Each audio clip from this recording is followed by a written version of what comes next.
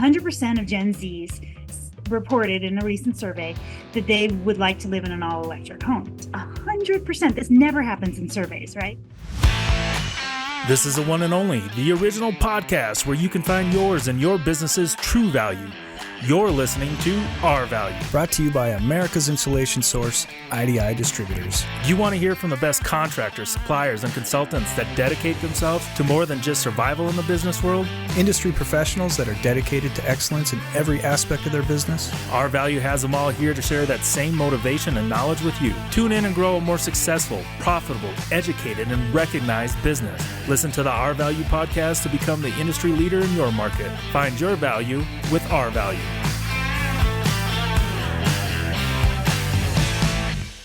Welcome all of you out there in Our Value podcast land. I want to tell you today is one I've been looking forward to. We are talking about insights into marketing to the next generation. I had the privilege earlier this year to see the Green Builder Media webinar on this, and right away wanted to share it with you. So get ready, because we have Sara Gutterman, the co-founder and CEO of Green Builder Media. It is North America's leading media company focused on green building and sustainable living. And if you don't know who they are, I would suggest you find out, sign up for their newsletter, do what you got to do. But I've gotten some great information out of there. Green Builder assists building professionals in preparing themselves for decarbonization economy and helps them, helps homeowners live more sustainably. But Sara herself, she's established herself as a visionary thought leader and just passionate advocate for sustainability, net zero, electrification, healthy homes, resilient building, connected living, renewable energy. I mean, the list goes on, but one of the big ones is also generational marketing. And that's something that, as a baby boomer, I really didn't think about a whole lot because, my generation did everything from 3-day concerts and all that. But the time has come. And, prior to founding Green Builder, Sara was a venture capitalist. She's a long distance runner, snowboarder, CrossFit trainer. I don't think we can wear her out. But Sara, thank you so much for joining us today, and welcome to the show. Ken, thank you so much for having me. I really appreciate it. As I said in the opening, I really appreciate the data you've compiled on marketing to the next generation. And to start out, can you give just a brief description of how your market information breaks down? I know you're going to talk about millennials and X, Y, and Z, and now we have A, but can you give a layout of who's who that you see as the biggest opportunity for housing today versus maybe 5 to 7 years from now? Sure. Well, first, let me just give you some context for how we generate the data. Green Builder Media has a market intelligence and data services division that's called Cognition Smart Data. And we port in different data sets. The first is data that comes directly from our audience. So those are millions of early adopter and first mover consumers, as well as hundreds of thousands of the most progressive building professionals across the US and up into Canada, mostly US based though. And so we're able to harvest incredible insights and data and information on our audience. And then we also use an AI-based technology platform that utilizes IBM's Watson's logic. And so we're able to look for trends and patterns in areas that are near and dear to us, like decarbonization and net zero, healthy home, resiliency, solar plus storage, sustainable living. And we also port in market growth data. So if I reference Cognition or I reference our data, that is the referral and what I'm talking about. Now, to answer your question, it's really interesting. We started we've been surveying our consumer audience since our inception, which was 20 years ago. 2025 is Green Builder Media's 20th anniversary. So yeah, thank you. And we have been tracking generations throughout the course of the past 2 decades. Today, we really track the 4 generations that have the greatest impact on housing market: boomers, Xers, millennials, and Gen Zs. We are now tracking alphas, as you said, because alphas will, and that's kind of 2010 to 2025, in terms of when they were born. The oldest alphas are going to start buying homes by 2029, 2030, which is pretty mind-blowing. And I'll talk a little bit more about them and their preferences and their trends in a minute. But it's really interesting to kind of look at generational marketing and break these 4 and now 5 generations down, because each generation is shaped by its own unique historical context. And that could be events that occur during their childhood. Certainly the pandemic and the 2008 recession impacted the way that Xers and millennials and Zs look at how they spend money and what their home values are. Things like wars or elections also impact generations. And so when we look at, boomers versus Xers, millennials, and Zs, I think, boomers, they grew up in a relatively stable environment. It's very much a work to get ahead mentality. They have, over half of all U.S. household wealth, over 40% of billionaire wealth, again, here in the US, but they're retiring in droves. Their housing needs are shifting a little bit. Certainly, they want to age in place. They want to, some of them are, because they're retiring, they're going on a fixed income, so they want energy efficient homes. They very much identify with their homes. They tie their identities to their homes. And so that's a little bit of a different approach. A really big opportunity with boomers is this concept of aging in place and assisted living technology to enable them to do so. If we move on to Xers, now Xers are in the best position with respect to home prices versus income position, because Xers are at the peak of their careers. They have about $2.4 trillion in spending power. And they're considered to be the sandwich generation. So they're taking care of parents and children, in some cases, grandchildren. So they're looking for flexible interior and exterior spaces where they can gather their family together. And interestingly, Xers, they lost about 80% of their generational equity and wealth in the 2008 recession. So it's made them a very conservative home buyer. Millennials are the first generation that, when they started entering the home buying market, and this was even before the pandemic, they really brought a different set of values to home buying. And so they kind of shifted the valuation metric from looking just at lowest upfront cost or first cost to really considering full cost and full value of home ownership.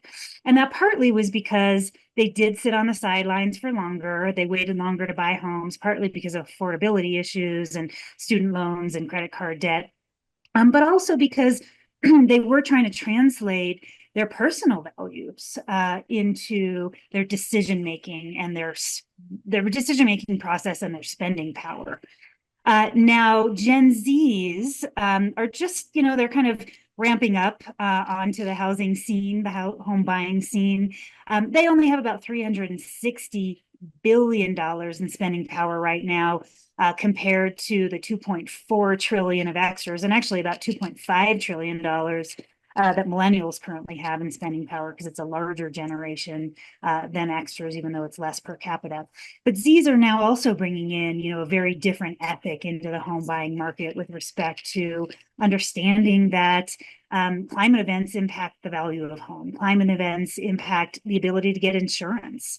And then as alphas get into the market, they're going to change the game again, more so with respect to expectations related to AI and homes that optimize performance and comfort and take human error out of the equation. So it's a really, interesting shift. That was probably more information than you were looking for as just an intro, but that's kind of the breakdown of the various generations that we're tracking. No, I'm very glad you said it that way. Well, at first you made me feel pretty old, but it's, but I am, that's the thing. We are, Mary and I do identify ourselves with our properties. Everything you said is fairly accurate. Our kids, on the other hand, are looking for things that are different. They're fine with less square footage, but they have way different expectations, especially in terms of the building enhancements and connectivity and things like that. Now, in your research, I noticed that the age of the first time buyer is higher than ever. 2018 to 21, it was 33, but in 24, it rose to 38. That is the highest I've ever seen. I mean, I guess my first purchase was in my early 20s, but is this strictly due to cost, or are you seeing secondary factors that are impacting that? Yeah, it's a great question. And there's this concept of the vanishing 20-something home buyer. And you're right that in the early 1990s, the median age of the first-time U.S. home buyer was around 28, and in Mhm. 2024 it was around 38. And it is partly due to cost and price. And the ability to put a down payment, but I think also, in addition to that, Ken, younger generations are delaying life events like buying a home, like getting married, like having babies. And I think that started happening with Xers, and then it happened with millennials.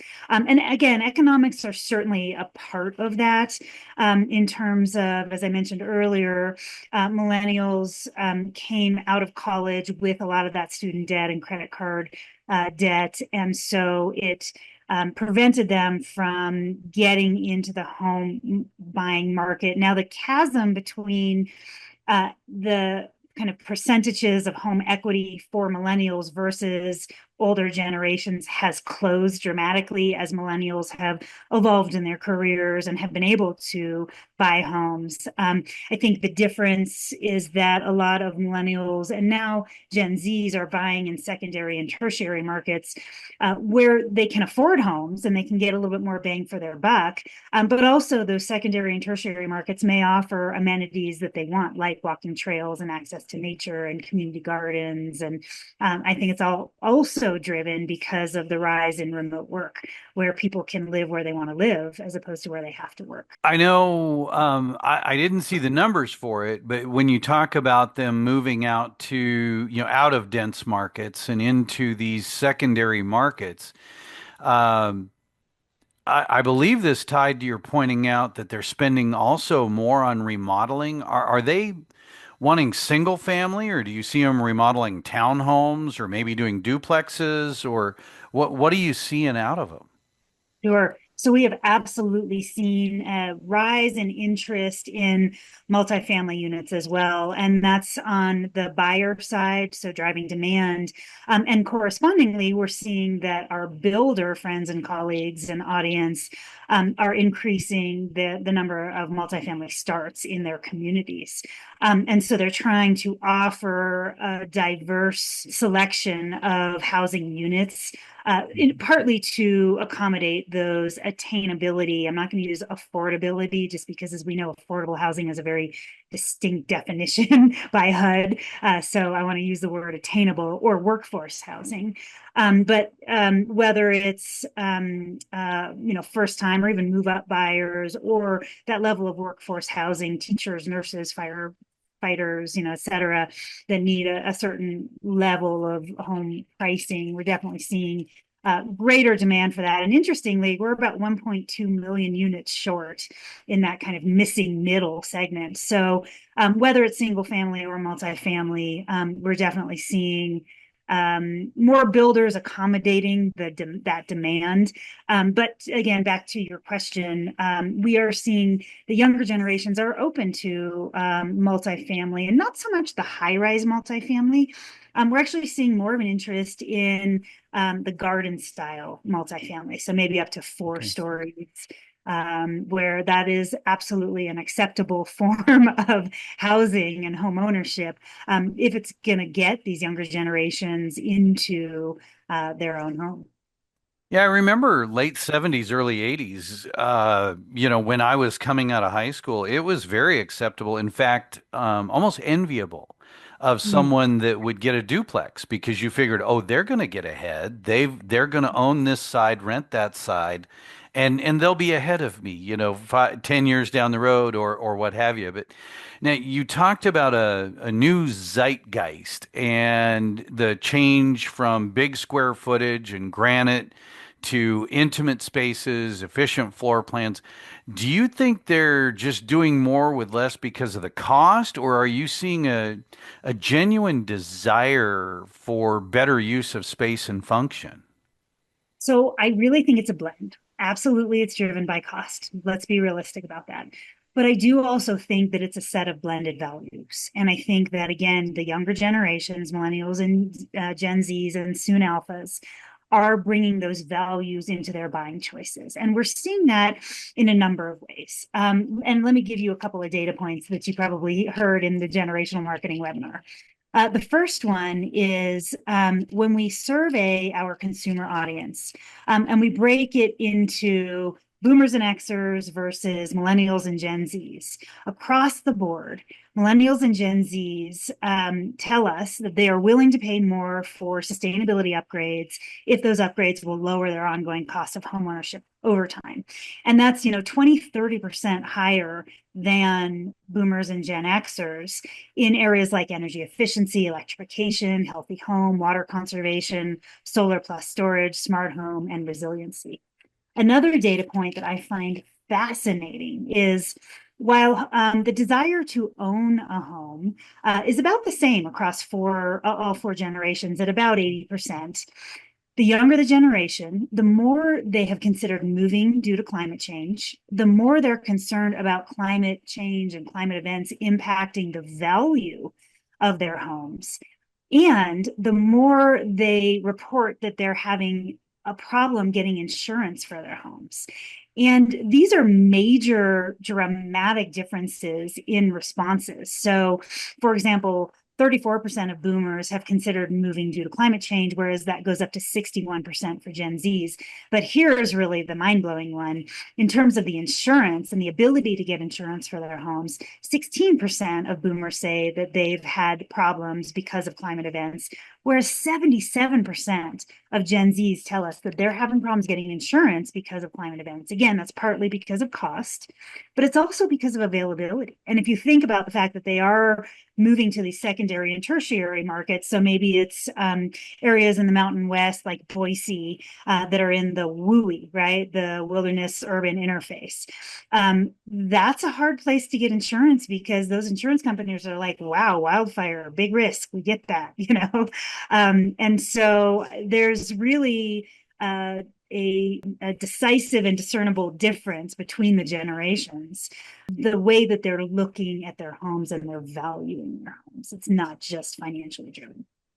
I know we had a group of contractors, about 50 contractors in a training. I want to say it was 3 weeks ago. And they brought up, well, how is it they're going to cover this additional air sealing and all of this? And I looked at them and I think they were shocked when I said, you realize granite is not a right. When I got into this, everybody had Formica, everybody had Wilson art, they had Nevermore. I can still name, some of the colors that you used to go in and pick the plastic off the wall. It's Yeah. so, it was like when we went through the early 2000s through maybe 5 years ago, granite did become an expectation. So when we do charrettes with our millennial and Gen Z audience, and literally we've seen this in like home walkthroughs, there's actually a negative response by some of these younger generations to granite. They're like, ooh, I don't want granite. Or, ooh, I don't want a gas range. Why do I want to burn gas on my home? Like that will make my family sick. And so there's a Wow. totally different, and okay, here's another, and I keep using this term because this is another mind-blowing data set or data point. 100%, 100%, this never happens in surveys, right? Never. And this is not hyperbole. 100% of Gen Zs reported in a recent survey that they would like to live in an all-electric home. Like there's no ambiguity there that they don't want gas powered cooktops and water heaters and HVAC systems because they get that burning gas in your home is unhealthy and it causes like house fires, like house explosions, right? How many times do you hear on the East Coast that, oh, a house blew up in New Jersey because of a gas leak? Right? How many times do you hear, oh, a house blew up in New Jersey because the induction cooktop, whatever? Like you don't hear that. So there's a different mentality. They also think about all electric homes like electric vehicles. Like, of course, that's the future. Of course, that's where we need to go. So very different mentality. Wow. Well, now you also mentioned millennials and Zs are willing to pay more for eco-friendly products. I had two questions on that. The first is, how deeply do they really look when they're considering the products going in? And secondly, if you have a number to put to it, in other words, are they likely to spend 10% more on it or maybe even 20? How committed are they to this? Yeah, so the answer is it depends. So I will say, like, for example, when we ask about specific upgrades like energy efficiency and electrification and healthy home, interestingly, millennials are the group that say that they will spend the most for healthy home upgrades, more so than any other generation, and that's over $5,000 for their home. With respect to energy efficiency, that one's a little bit of a toss up, depending, because we ask that question a lot in a lot of different surveys, and sometimes it's boomers who say that they'll spend the most, partly because they have the most discretionary funds and they want energy efficient homes to keep their ongoing operating costs and utility bills down now, especially as they're going on to fixed incomes if they're retiring. So I would say for the younger generations, healthy home is definitely a priority, but so are, again, energy efficiency, electrification, resiliency, certainly is top of mind for consumers across the board, for all generations. And then in terms of your question about how rigorously do they investigate products, they take their time to do their research. We find the younger generations, they just, because they're digital natives and they have so much information at their fingertips, it's really easy to research products and systems and technologies. They ask their peers. They, don't rely as much on like news stories as boomers and Xers do. They look more at social media and peer reviews and product reviews. So when we're working with manufacturers, we say, hey, look, always try to make sure that you get your product reviews from your customers, because younger generations really value those, and they'll look at those. So. Another thing I found interesting was your research showing the acceptance of prefab homes. I know, 20, 30 years ago, modular was considered to be lower quality than a traditional build, even restricted to certain neighborhoods, like, don't bring one of those in here. Do you think this is a change that tiny homes may have paved the way for, or do you think there's more to it than that, or? I think that it is the mindset shift that is going along with the electrification of transportation and the built environment. I think that there's absolutely been a change in perception from the old school modular, which, Sears catalog, or, just not good high performance homes, where it was, homes that would go mobile homes and things, as opposed to, I think there is absolutely a new realization that offsite construction, modular, prefab homes translates to precision engineering. It translates into quality control, because you can control things like installation in a factory in a way that you can't on site because of weather and sun and labor, and especially as automation and robotics and AI evolve, and some of these prefab factories are using robots to do installations, or automation, we'll say, so that it's designed for perfection, right? Perfect installation. How often can you say that you get perfect installation on a job site with variable labor and variable weather conditions? So I think that there's a growing awareness. I think we're still pretty nascent in terms of modular and, full modular and prefab, but I do think that panelized and offsite construction is gaining awareness in both the builder and the consumer sector. But again, it's a new wave of thinking along with like electric vehicles and prefab homes. That's kind of those things are connected in the minds, like autonomous driving, right? Autonomous electric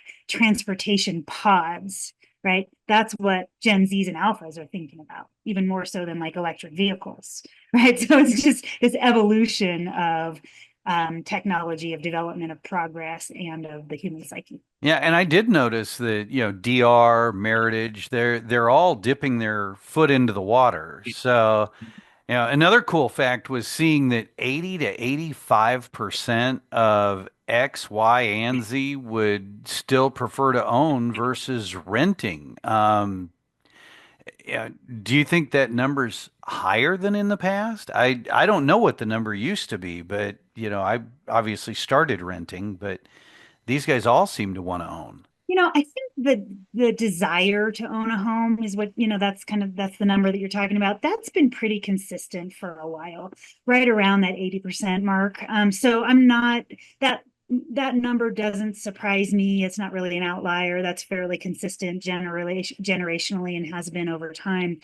I think the desire to own a home versus the reality of owning a home is a little different in today's market. And I think we've seen that in increase in build to rent scenarios, both in terms of people renting because of whatever reason. Maybe it's a financial reason. Maybe it's just not wanting to have the responsibility of owning and maintaining and upkeeping a home. Maybe it's because someone's in a transitional time. They don't have to live somewhere because of their work. They want to try out a different market. They're not sure if they want to stay there, so they rent instead of buying to lower their risk.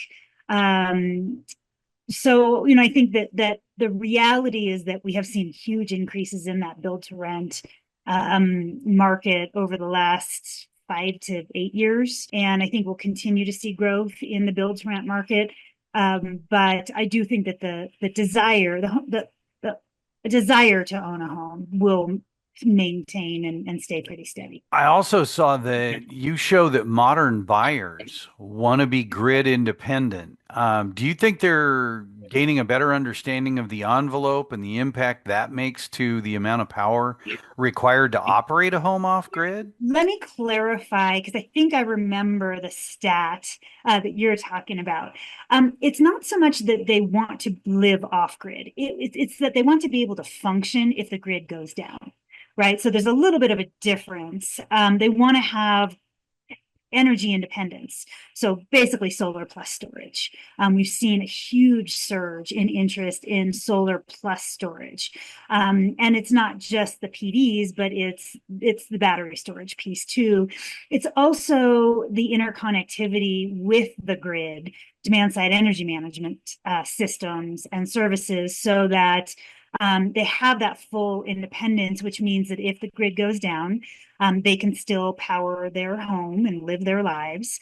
At the very least, have kind of their critical functions in their homes powered and work, if not have their whole homes up and running because of that battery storage. But the other side of that is that they are looking for the ability to net meter so that they can sell energy back to the grid if there's during peak demand. And that benefits utilities, right? Because all of a sudden they are able to reduce their need to build extra capacity if they can basically have their whole grid become kind of a microgrid where instead of delivering energy in a one-way scenario, they're just transporting energy from where it's being produced to where it needs to be used. I never thought that demand side energy management and energy independence would become so sexy. But every time we have a focus group or a charrette, again, really with any generation, but particularly with millennials and Gen Zs, we bring up demand side energy management and everybody just gets so excited about, being an energy first being energy independent, but also being an energy steward, right? So, and they come up with all these ideas. They're like, yeah, if I reduce my energy here, or if I pre-cool my house, in the winter, I won't have to, stress the grid as much. And then I could sell it back during this time. And they just create their own use cases and scenarios in these very creative ways. And like, who knew that would really be something that home owners and home buyers are thinking about, but it is. Wow. So your information, I found it surprising where boomers and Xers are happy with their homes.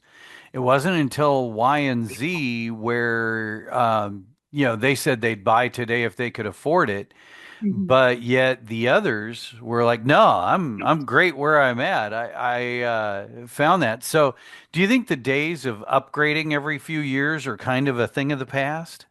I do. I think, and the specific question that you're referring to, pertains to the perception that homeowners have about their homes given economic conditions right now. And I think that because of the lock-in effect from the pandemic, meaning so many people were able to buy homes at very low interest rates, and now because interest rates and mortgage rates are so high, people don't want to move. Certainly the older generations who, in particular, were able to lock in those lower rates either by moving or refinancing.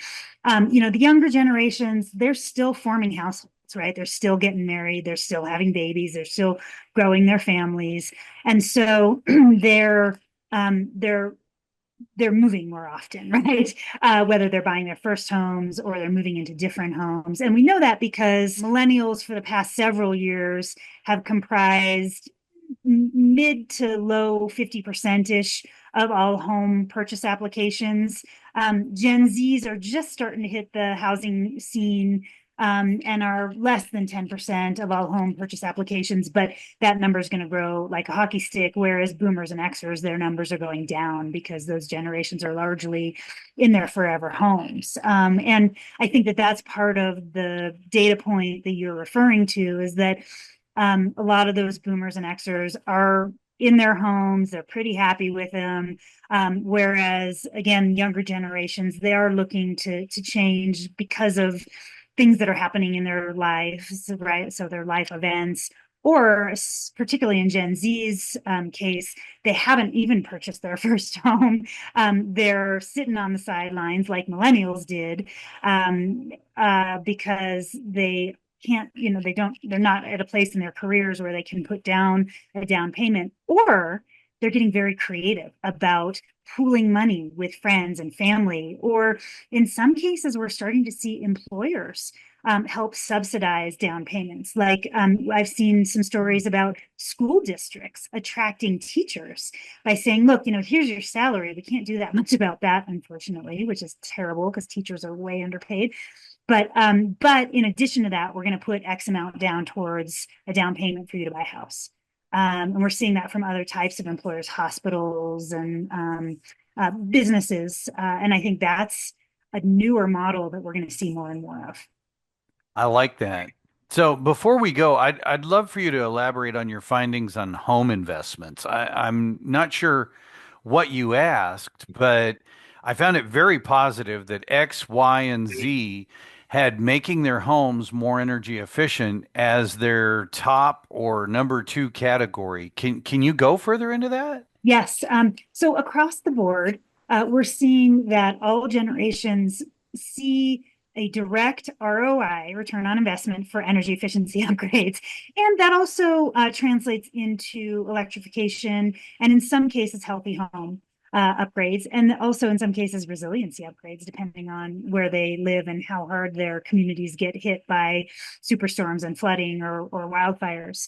But I think that energy efficiency has largely become transactional, meaning you put X amount of dollars in to upgrade your windows, insulation, roofing, appliances, lighting, etc. And your payback period is X because you're reducing your energy bills. There's really no emotional like element of that equation, right? It is, you invest this, you get paid back in 2 years, and then anything after that, you're just putting money in the bank. And to go back to your previous question, I do think that people are staying in their homes for longer. It used to be, the 7-year flip, right? Everybody would move on average every 7 years. That extended to about 10 years. Now it's even further into, 12, even up to 15 years. There are some millennials that we survey that they're like, I want to get married once and I want to own one home. Now, we'll see if that ends up happening on both fronts. But certainly with respect to the home, again, it goes back to the different way that these younger generations are looking at the value of their home and how to make home buying decisions. They have a longer term view. And so that plays into everything from the design of their home. They want that design to work for their lifestyle, all the way through to investments and things like energy efficiency upgrades, which they get are going to save them money and reduce their monthly utility bills over time. Sara, you've been a wealth of information. As I said before, guys, I really enjoy a lot of the work that you guys put into this and how you dive into the information and go out there and grab it. And I just want to thank you and tell you that I appreciate that. I sincerely do. Well, Ken, thank you. I appreciate your appreciation. I also appreciate your work. I really believe that we are in a yes and moment in time where we all have to radically collaborate and support one another and really find ways to lift each other up if we're going to meet our climate goals, if we're going to meet our home performance and comfort and health and wellness goals, and if we're really, at the end of the day, going to enhance the sustainability of the built environment. So thank you for having me today, and thank you for your work as well. Absolutely. Well, guys, there you have it. I hope you enjoyed this episode. Go check out Green Builder Media. And if you have questions on generational marketing, on any of the products we sell or spray foam or anything, reach out to your local rep, reach out to your local IDI, where we look forward to earning your business every day.